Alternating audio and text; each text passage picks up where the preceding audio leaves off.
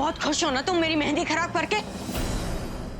ये सब कुछ तुम्हारा एक प्लान था ना कि कोई तुम्हें मेहंदी उठाने के लिए कह गया तुम मेहंदी गिरा दोगी, ना मेहंदी रहेगी ना मेहंदी लगेगी। तनु, मैंने कुछ भी जानबूझ के नहीं किया। वो थाल मेरे हाथ में थी, इन्होंने देखा नहीं, जैसे मेरा हाथ पकड़ा था। बहाने बनाने की जरूरत नहीं है। मैं अच्छी तरीके से जानती हूँ तुम्हारा सेक्रेटरी बनके इस घर में आना एक प्लान था। तुम देख नहीं सकती कि अभी मुझसे प्यार करता है, मुझसे शादी करने वाला है, और इसीलिए ये घटिया हरकतें करके मेरी शादी रुकवाने की कोशिश कर रही हो तुम। जहां पे रुको जब मैं तुमसे बात कर रही हूँ। तुम्हारी कुमकुम मेहंदी लगना बहुत इतरा रही हो ना तुम। औकात में रहना, सेक्रेटरी हो सेक्रेटरी बन के रहना, बीवी बनने की कोशिश मत करना तुम। अभी मेरा था और हमेशा मेरा रहेगा। तुम्हारा ये कुमकुम ये मेहंदी कुछ नहीं कर सकता। तुम्हारा कुछ भी करना कुछ मायने नहीं रखता। मायने नहीं रखता तो तुम्हें इतना फर्क क्यों पड़ रहा है? अगर मायने नहीं रखता तो तुम्हें इतना गुस्सा क्यों आ रहा है? क्यों इतनी इनसिक्योर हो रही हो तनु? किस बात से? ये मेहंदी का फंक्शन तो तुम्हारा ही है ना। सिर्फ मेहंदी किसी और के हाथ में लग जाने से, इनफैक्ट गिर जाने से, तुम्हारा पति किसी और का हो जाएगा। बस इनके सामने चुप रहती हूँ क्योंकि मुझे इनकी फिक्र है। मुझे चिंता रहती है कि कहीं हमें झगड़ते देखकर इनके दिमाग पे कोई गलत असर ना पड़े, इनकी तबीयत ना खराब हो जाए। वरना मैं ऐसी लड़की नहीं कि अपनी ही आंखों के सामने अपने पति को किसी और का होता हुआ देखो, और खासकर तुम्हारे उनके साथ जिंदगी बिताने तो क्या, तुम उनके साथ खड़े रहने लायक नहीं। तुम्हारी हिम्मत कैसी मुझसे ऐसे बात करने की? तुम क्या कहना चाहती हो कि मैं अभी के लायक नहीं हूँ? औकात में रहूं। एक मिडिल क्लास लड़की, ना शक्ल की ना अक्ल की, और चली अभी को पाने। Just wait and watch. अब देखो मैं तुम्हारे साथ क्या करती हूँ। धक्के मार के इस घर से बाहर निकालूंगी ना, तब समझ में आएगा। और तुम भी अभी को नहीं कह पाओगी। जानते हो क्यों? क्योंकि तुम्हें अभी की बहुत फिक्र है ना कि उसके दिमाग पे असर पड़ेगा। तो चलो देखते हो कि अभी को कितना। हाथ छोड़ो।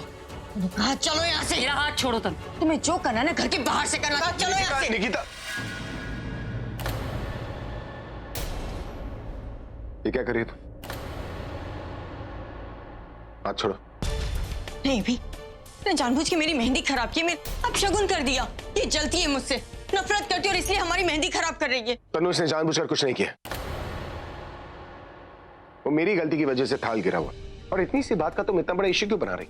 आज इतना इंपॉर्टेंट है और तुम ये बकवास किए जा रही हो। अभी ये यहाँ पे रहेगी तो कुछ नहीं होगा। तुम चलो यहाँ से। तनु, जब इसने कोई गलती की नहीं तो तुम इसे सजा किस बात की दे रही? सजा तो इसे अब मिलेगी जब मैं इसे घर से बाहर निकालूंगी। चलो। तनु, मैं तुम्हें इस घर से। How dare you! तुमने मुझे।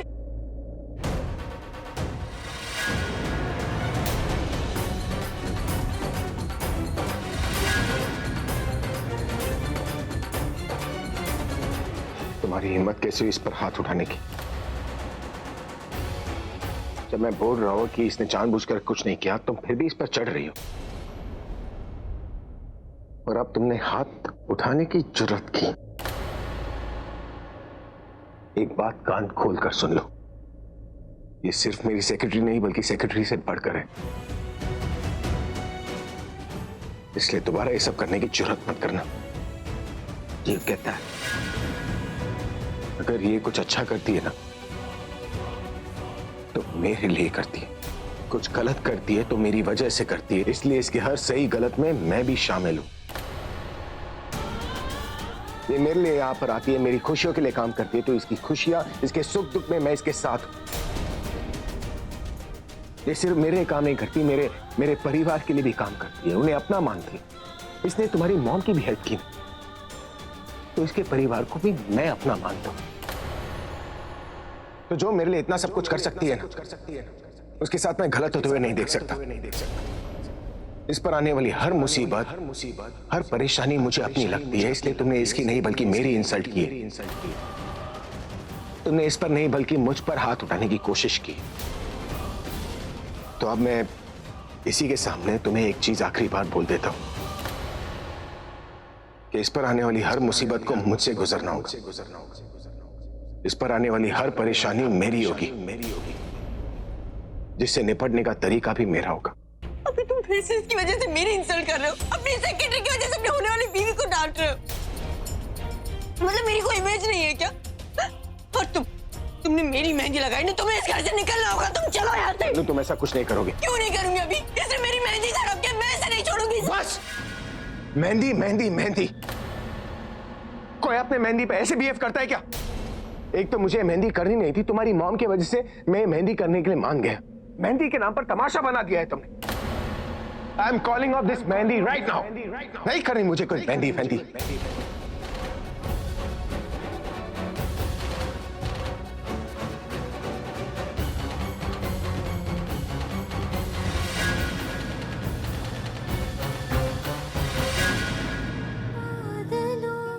हाउ डेयर यू, तुमने मुझे मुझे पे साया किया है बारिश। इस पर आने वाली हर मुसीबत, हर परेशानी मुझे अपनी लगती है, इसलिए तुमने इसकी नहीं बल्कि मेरी इंसल्ट की है। आंधियों की अरे निकिता, तो तूने होश को उड़ाया है। मेरा मुकद्दर सफारा है यूं, नया सवेरा जो कितनी अजीब बात है ना। तेरे संग मेहंदी मेरी और लग तुम्हें गई। मेरे सारे जन्म रे सनम रे सनम रे, तू मेरा सनम हुआ रे सनम रे सनम रे, तू मेरा सनम हुआ रे करम रे तेरा मुझ पे करम हुआ रे सनम रे, तू मेरा सनम हुआ रे। सच कहूँ तो ऐसा लगता है जैसे आपने बहुत अच्छा किया जो प्रज्ञा को इस घर में वापस ले आए। लगता है शायद उसका इस घर में आना अच्छा ही रहेगा, सब कुछ ठीक कर देगी वो। प्रज्ञा का अभी के साथ होना मतलब दुश्मनों के हौसले को पस्त करना। बिल्कुल जी बिल्कुल। और जिस दिन समझ लो कि दुश्मनों के पांव उखड़ गए, हमारी प्रज्ञा की जीत हो गई। जीत तो होनी थी। सतयुग में राम सीता को बचाने आए थे और अब कलयुग में सीता राम को बचाने आई है। की ना जानकी वाली बात। ब्यूटीफुल लेडीज, बड़े हंसी ठहाके लगाए जा रहे हैं। दादी ये लो आपकी दवाई। ओह पुत्र, ये तो बहुत अच्छा किया तुमने। अच्छा तो किया, लेकिन दवाई के चक्कर में मैंने कुछ इंपॉर्टेंट मिस तो नहीं किया ना? किया क्या? मेहंदी का क्लाइमेक्स मिक्स कर दिया। क्या बात कर रहे हो? लेकिन पुत्र तू फिक्र नहीं करना, तुझे मैं पूरा क्लाइमेक्स का आंखों देखा हाल बताऊंगी, वो भी सब टाइटल के साथ। बताओ बताओ।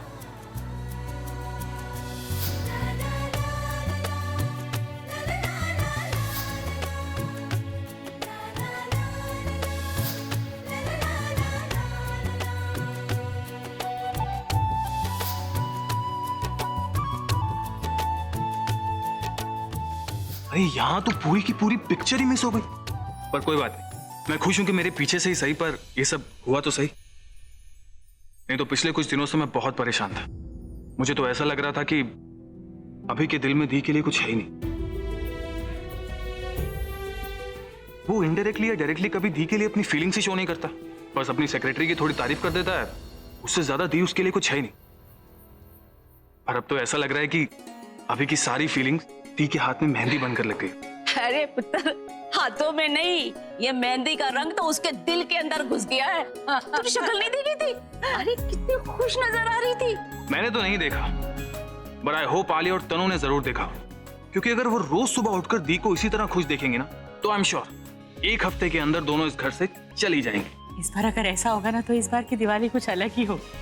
सच में हमारे राम सीता यानी कि अभी और प्रज्ञा वनवास के बाद इस घर में वापस आ जाएंगे, हंसी खुशी रहेंगे और फिर हम सब मिलकर घी के दिए जलाएंगे।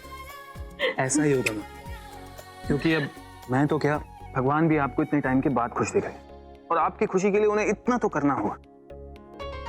और मैं तो ये सोच रहा हूँ कि जब इस माँ को इसकी खुशी मिलेगी, तब उस माँ का क्या होगा।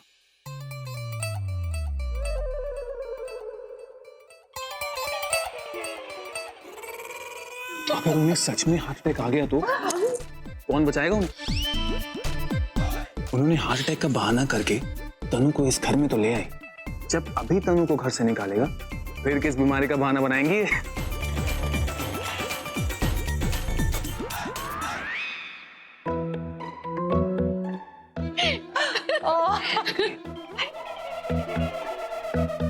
Hello everybody. क्या बात है, किसी ने कोई जोक पोक सुनाया है क्या? जी आंटी, जोक ही तो सुनाया, पर आप टेंशन मत लो, आपकी हेल्थ को लेकर जोक नहीं मार। ओके।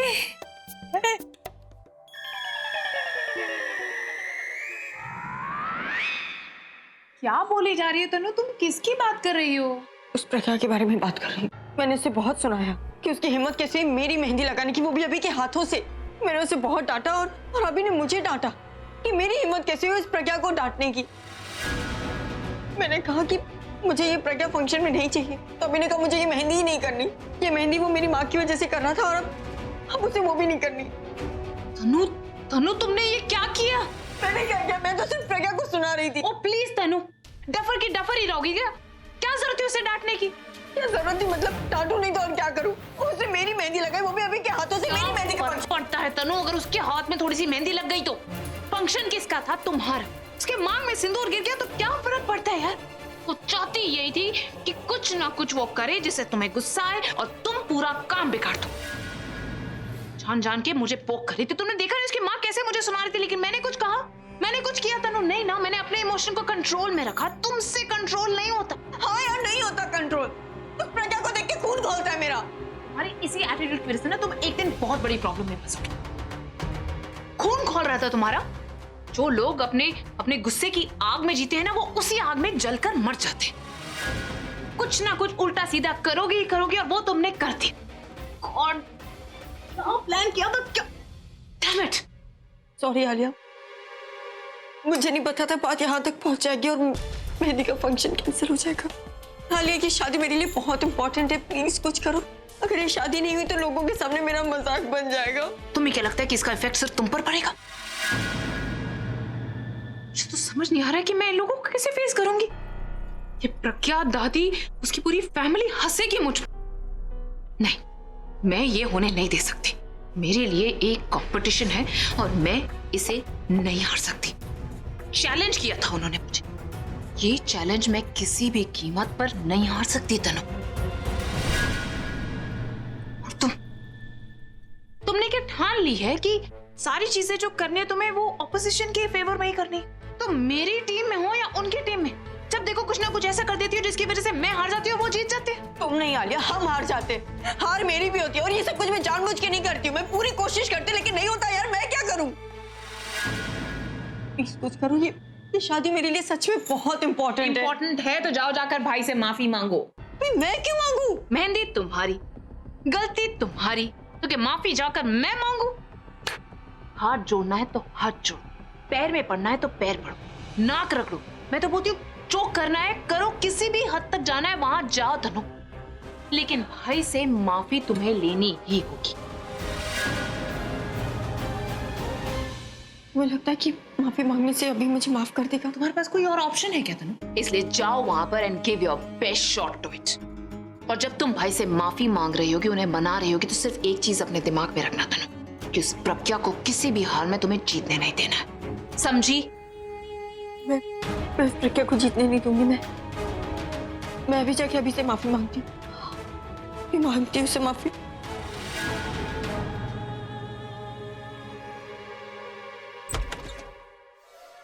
आई होप भाई इसे माफ कर दे, नहीं किया तो प्रॉब्लम हो जाएगी।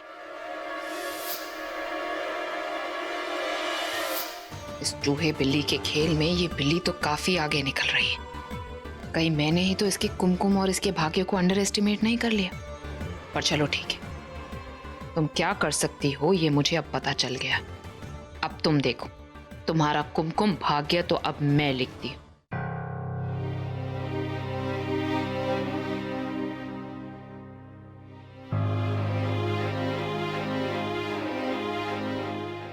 जो बोलने आई है वो बोलो। मैं तो यहाँ तुम्हारा मूड पहले जैसा करने आई थी और तुमसे माफी भी मांगने आई थी। देखो ना, फंक्शन से पहले तुम कितने खुश थे और अब मैं जानती हूँ कि सारी गलती मेरी है। तुम्हें गलत समझा, तुम्हारी सेक्रेटरी को गलत समझा और गुस्से में आके न जाने मैंने आई एम रियली सॉरी। देखो, गुस्से में आके ये फंक्शन कैंसिल मत करो। ये हमारा पहला फंक्शन है अभी, प्लीज प्लीज इसे स्पॉइल मत करो। प्लीज मुझे माफ कर दो। कहो तो मैं कान पकड़ लेती हूँ, उठक बैठक कर लेती हूँ। मैं क्या उठक बैठक करते हुए अच्छी नहीं लगूंगी ना? प्लीज ऐसे ही माफ कर दो। माफी मांगनी है तो उस इंसान से मांगो जिससे तुमने हर्ट किया, जिसकी तुमने इंसल्ट की। किससे?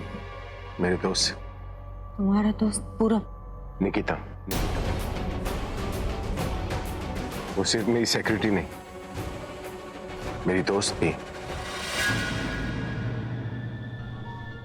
हाँ, क्यों नहीं? अभी मेरी वजह से उसका दिल दुखा है तो माफी भी मुझे ही मांगनी चाहिए। अब तुम्हारी दोस्त भी है तो क्यों नहीं, मैं माफी मांगूंगी।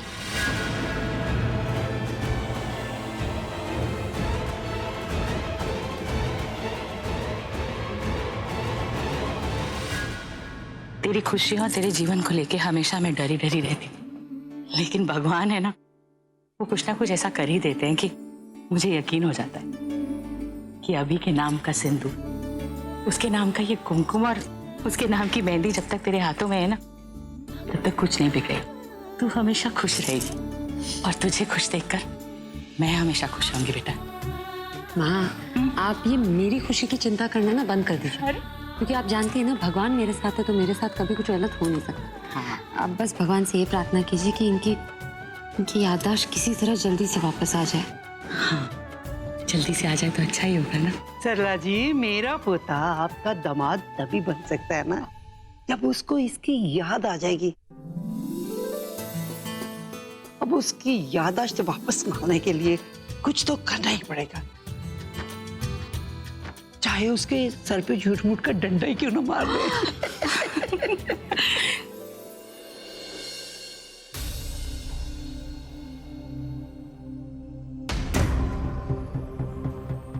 तनु, मेहंदी शुरू करें?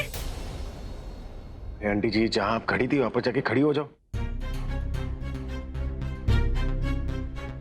मैं नहीं चाहता कि आपको शौक लगे, अच्छा होने का बदले बुरा हो जाए और ये मेहंदी के फंक्शन में कोई और ही फंक्शन हो जाए ना।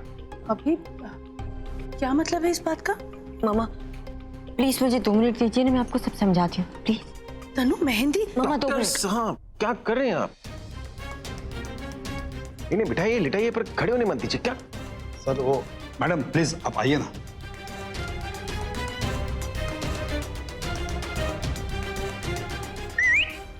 निकिता,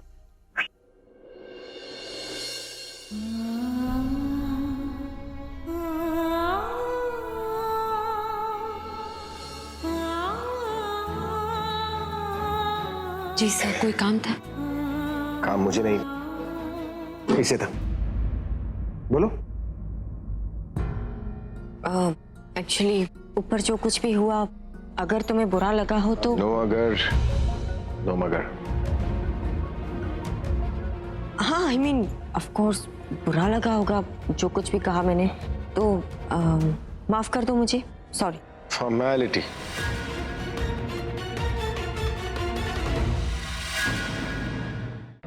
देखो, अगर तुम सॉरी फील नहीं करोगी तो बोलने का कोई मतलब नहीं। अगर दिल से सॉरी नहीं बोलना चाहती तो मत बोलना। फॉर्मेलिटी क्या कर रही हो? दिल से? दिल से। श्योर।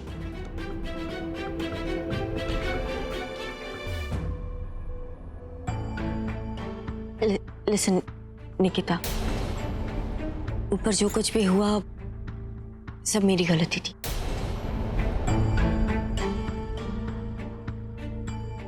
मुझे इस तरीके से तुम पे चिल्लाना नहीं चाहिए था, तुम्हारी इंसल्ट नहीं करनी चाहिए थी। प्लीज मुझे माफ कर दो। I'm really sorry। मेरी इस गलती को नादानी समझ के माफ कर दो please. It's okay. I forgive you. Thank you so much. You are such a sweet heart. Thank you.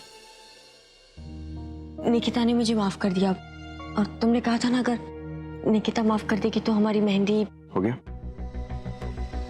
Feeling light? तो चलो, देर किस बात की? I love you। Thank you.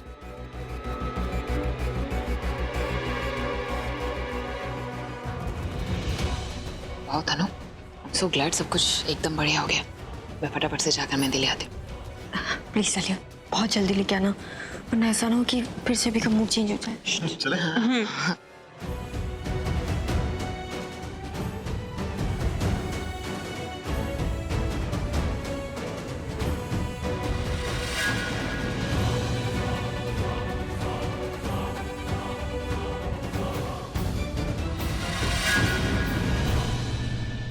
मुझे जल्दी से मेहंदी ले आनी होगी, इससे पहले कि कोई फिर से प्रॉब्लम क्रिएट कर दे और ये फिर से डिले हो जाए।